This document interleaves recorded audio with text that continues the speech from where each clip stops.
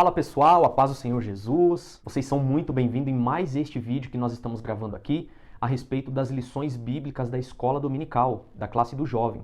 Então você que está chegando aqui pela primeira vez, já se inscreve no canal, fica conosco até o final. E se chegar ao final você tiver gostado desse vídeo, deixa o teu like aí e comente logo abaixo aí alguma dúvida ou sugestão, beleza? E para começar a aula de hoje, nós vamos aí estudar a respeito da lição de número 9, que é do próximo domingo, do dia 27 de fevereiro, agora desse ano, de 2022, e nós vamos falar a respeito do sexto sinal, a cura de um cego de nascença. Então nós estamos aqui estudando a revista, essa revista aqui, ó, da Escola Bíblica Dominical da classe jovem, e nós vamos estudar agora aqui a lição de número 9. Vocês podem estar achando eu um pouco diferente hoje na gravação desse vídeo, é porque eu terminando de gravar esse vídeo aqui, eu já vou ter que sair correndo para o culto de ensino aqui na nossa sede hoje, na Assembleia de Deus aqui. Então é por isso que hoje eu já estou de gravata, já estou aqui uniformizado, não é mesmo? Então vamos começar a nossa lição aqui hoje, tendo como base o texto principal no Evangelho de João, no capítulo 9 e no verso de número 5, que diz assim: enquanto estou no mundo, eu sou a luz do mundo. Essas são as palavras de Jesus. Então é muito importante vocês frisarem esse texto aí na classe de vocês, até porque nós estamos falando a respeito da cura de um cego de nascença. E Jesus aqui está dizendo que ele é a luz do mundo.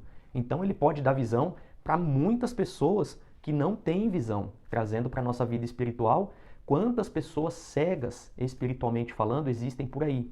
E Jesus agora está dando a oportunidade, através dessa lição, através da sua vida, professor ou professora da classe dos jovens aí, para poder anunciar que Jesus, ele sim é a luz do mundo, que pode curar qualquer tipo de cegueira, tanto desse nosso corpo físico, quanto também do nosso corpo espiritual.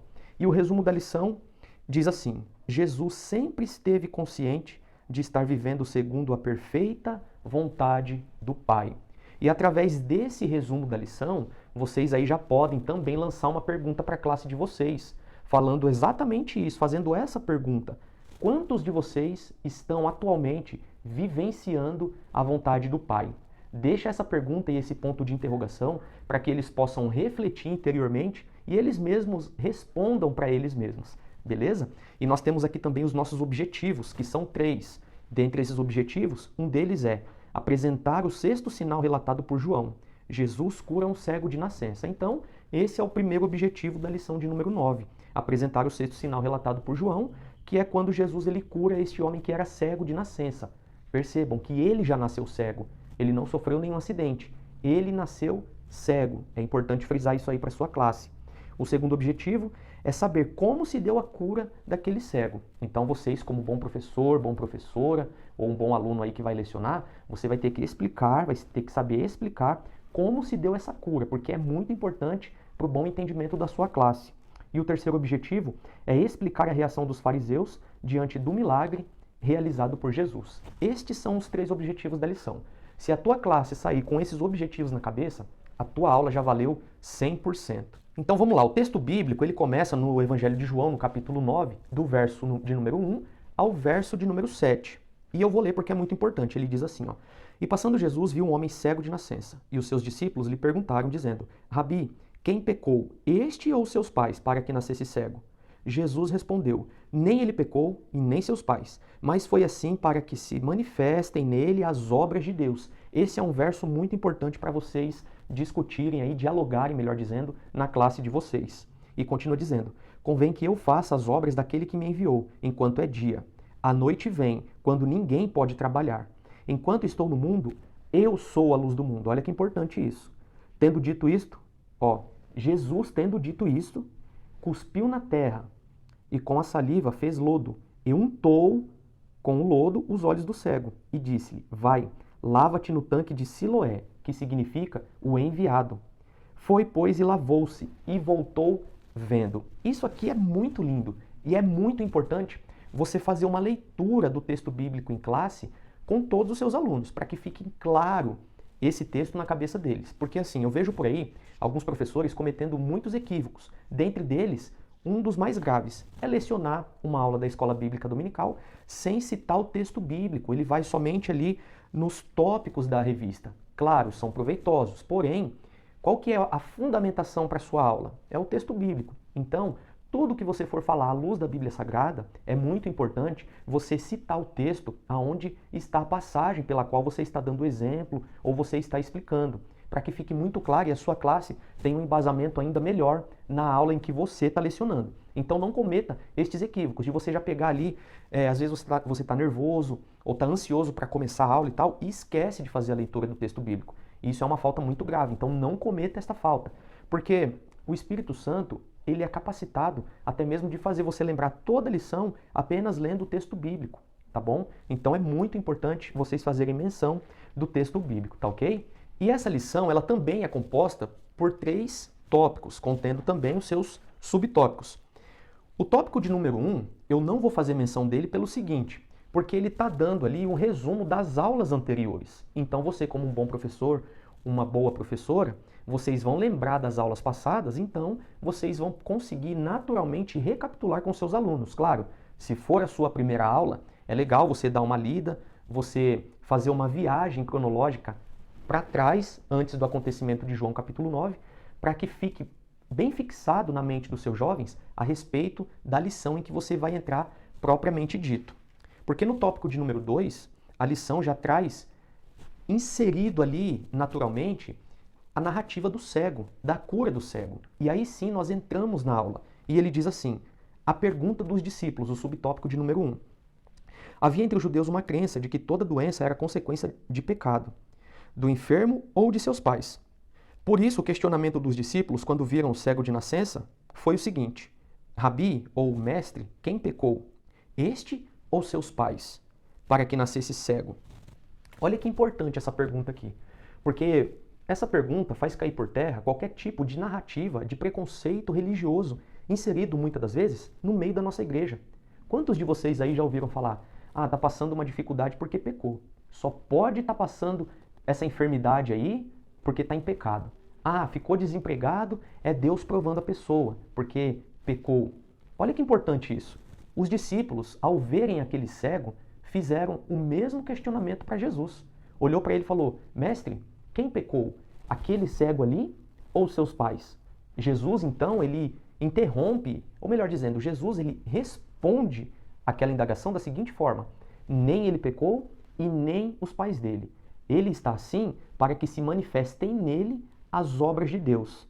Então percebam, quando tem muitas pessoas pré-julgando uma determinada pessoa, essas pessoas que estão julgando aquela pessoa que está, por algum momento da sua vida, passando uma dificuldade, ela está julgando ela mesma. Porque qual é o ser humano que caminha na face da terra hoje, que não tem pecado, que não comete falhas, que não comete equívocos? Todos nós somos passivos de falhas, de pecados, de equívocos. Mas o que é que nos diferencia? É que um dia nós levantamos as nossas mãos e nos entregamos inteiramente ao Senhor Jesus. E quando nós nos entregamos ao Senhor Jesus, acontece algo na nossa vida espiritual tremendo, que é o quê? Nós somos lavados e remidos pelo sangue de Cristo. E isso é maravilhoso, porque a partir desse momento nós recebemos o Espírito Santo de Deus na nossa vida e nós recebemos o perdão dos nossos pecados. Isso não significa que nós não iremos pecar mais. Porém, a Bíblia Sagrada nos afirma que quando nós pecamos, nós temos um advogado. E esse advogado é aquele que vai lutar em prol da nossa causa, desde que nós tenhamos a humildade de confessar com a nossa boca os nossos pecados para ele. Então, é muito importante você, enquanto professor ou professora, deixar isso muito claro na classe de vocês, para que quebre, para que caia por terra todo o preconceito religioso no meio da nossa igreja. E eu creio que isso vai acontecer em nome de Jesus. Então, o tópico de número 1 é muito fundamental você abordar essa pergunta a respeito dos discípulos de Jesus para Jesus. Que aí você vai ver a classe de vocês interagindo, discutindo, debatendo, e isso é muito enriquecedor para a sua classe. O tópico de número 2, Jesus vai falar a respeito das obras de Deus, e é importante você ler também, porque ele diz assim, no caso do cego em questão, a situação era outra. Não decorria de pecado ou qualquer causa espiritual de índole pessoal.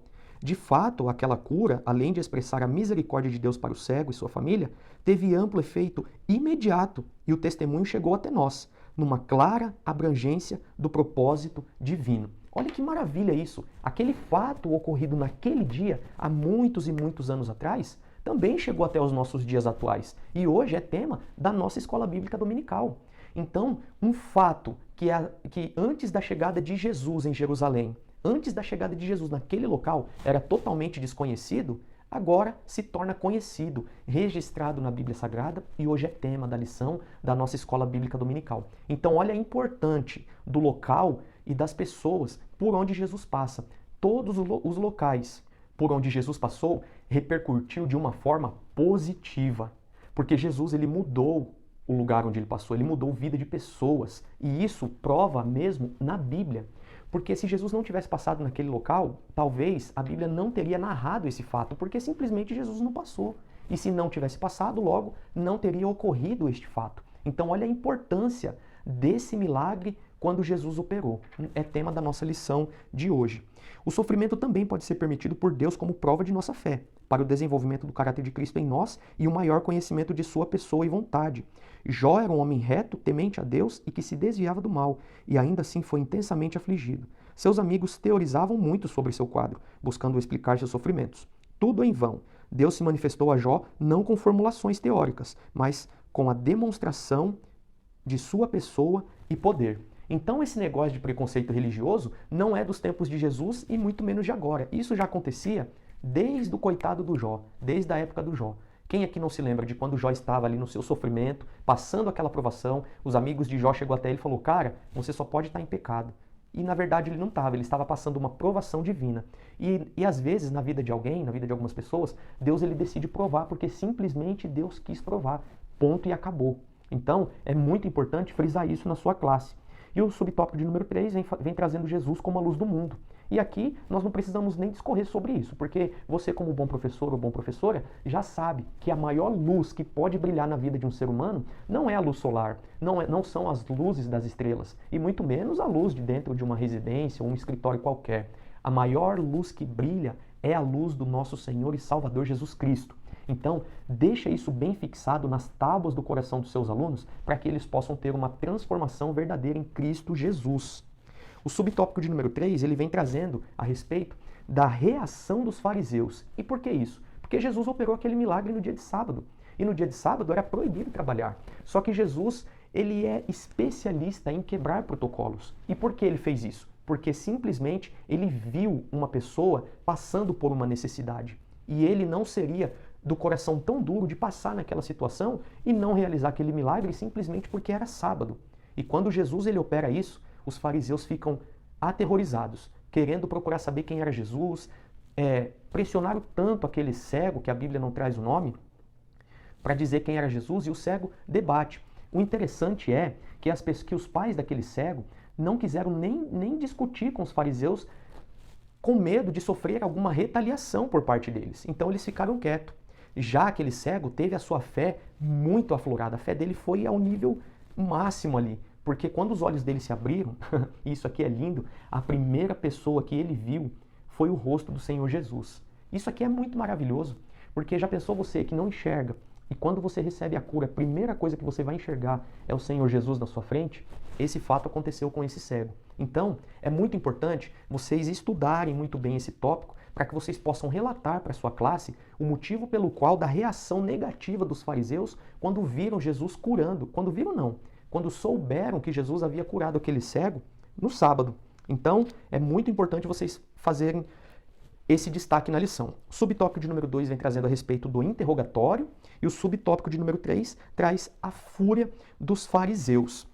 Tá certo? Então, eu desejo no fundo do meu coração que você, enquanto professor, enquanto professora, tenha uma excelente aula, que Deus, na sua infinita misericórdia, na sua infinita graça, venha fazer a classe de vocês prosperar cada vez mais e que o nome do nosso Cristo seja glorificado através da vida de você. Escute essa palavra. Se você é um dos professores que está indo lecionar pela primeira vez e está com aquele friozinho na barriga, com aquela insegurança, vai assim mesmo, porque eu também já passei por isso uma vez e eu sei o quanto é difícil. Mas hoje, quando a gente consegue estudar mais, quando a gente começa a orar pedindo para que Deus venha nos capacitar para esta obra na qual Ele tem nos chamado, a gente vai vendo que fica mais tranquilo. Não vou dizer mais fácil, porque mais fácil jamais vai ficar. O frio na barriga sempre vem e isso é inevitável. Mas a segurança, por a gente saber do que a gente está falando, ela vem. E isso é sinal de que Deus está aprovando o nosso ministério. Então, não se esqueça de se inscrever se você ainda não se inscreveu e me siga lá também nas redes sociais, tá bom? Lá a gente posta muitas coisas que aqui não dá para ser postado, a gente responde muitas dúvidas, etc, etc. Agora,